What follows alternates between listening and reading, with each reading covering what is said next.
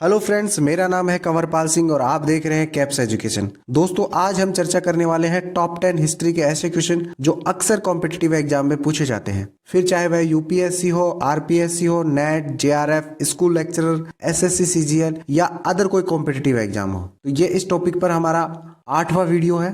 तो चलिए शुरू करते हैं। और आज का जो हमारा पहला क्वेश्चन है वह है सांची स्तूप का निर्माण किसने करवाया था। तो देखिए, सांची स्तूप का निर्माण करवाया था सम्राट अशोक ने। और इस पर हमें बुद्ध के जीवन से संबंधित जो प्रमुख घटनाएं हैं, जैसे बुद्ध का जन्म, बोधिसत्व की प्राप्ति, धर्म चक्र परिवर्तन, महापरिनिर्वाण आदि का वर्णन मिलता है। तो इस क्वेश्चन का जो राइट आंसर होगा वह है ऑप्शन डी अर्थात अशोक। क्वेश्चन नंबर 2 है अजंता की गुफाएं निम्नलिखित में से किससे संबंधित हैं। तो देखिए, अजंता की जो गुफाएं हैं ये जातक कथाओं से संबंधित हैं और इन पर हमें बौद्ध धर्म से संबंधित चित्रण और शिल्पकारी के नमूने मिल जाते हैं। और वर्तमान में ये गुफाएं महाराष्ट्र के औरंगाबाद जिले में स्थित है। तो इस क्वेश्चन का जो राइट आंसर होगा वह है ऑप्शन सी अर्थात जातक कथाएं। क्वेश्चन नंबर 3 है स्वराज मेरा जन्मसिद्ध अधिकार है, मैं इसे पाकर कर रहूंगा, किसने कहा। तो देखिए, ये जो कथन कहा था बाल गंगाधर तिलक ने कहा था। और जो बाल गंगाधर तिलक थे विपिन चंद्र पाल, लाला लाजपत राय के साथ में एक उग्रवादी नेता थे। तो इस क्वेश्चन का जो राइट आंसर होगा वह है ऑप्शन सी अर्थात बाल गंगाधर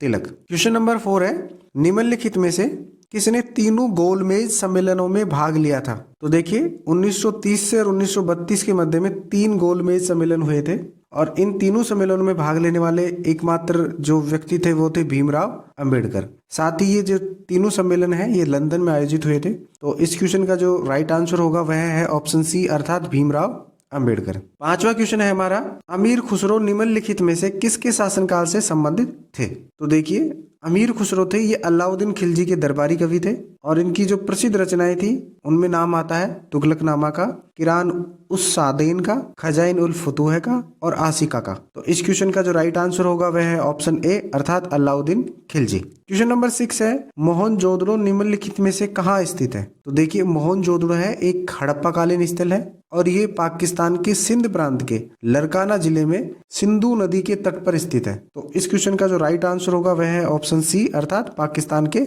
सिंध प्रांत में। क्वेश्चन नंबर 7 है गर्द आवास के साक्ष्य प्राप्त हुए हैं। तो देखिए, बुरजोम जो कश्मीर के अंदर स्थित है एक नवपाषाणकालीन स्थल है और यहीं पर हमें गर्द आवास के साक्ष्य प्राप्त हुए हैं। तो इस क्वेश्चन का जो राइट आंसर होगा वह है ऑप्शन ए अर्थात बुरजोम से। क्वेश्चन नंबर 8 है निम्नलिखित में से किसे ऋग्वेद में युद्ध देवता समझा जाता है। तो देखिए, ऋग्वेद में इंद्र को पुरंदर कहा गया है और यहाँ पर जो पुरंदर का अर्थ है वह होता है किले को तोड़ने वाला। अर्थात ऋग्वेद में इंद्र को युद्ध के देवता के रूप में जाना जाता है और इंद्र है ये ऋग्वेद में सर्वाधिक महत्वपूर्ण देवता है क्योंकि इनकी चर्चा 250 बार की गई है। तो इस क्वेश्चन का जो राइट आंसर होगा वह है ऑप्शन बी अर्थात इंद्र से। क्वेश्चन नंबर 9 है 6ठी शताब्दी ईसा पूर्व में शक्तिमती राजधानी थी। तो देखिए, 6ठी शताब्दी पूर्व में जो शक्तिमती थी ये चेदी की राजधानी थी और जो चेदी महाजनपद है ये आधुनिक बुंदेलखंड के आसपास स्थित था। इसके अतिरिक्त जो भगवान कृष्ण का जो प्रसिद्ध शत्रु था शिशुपाल, यह स्वयं भी चेदी वंश का था।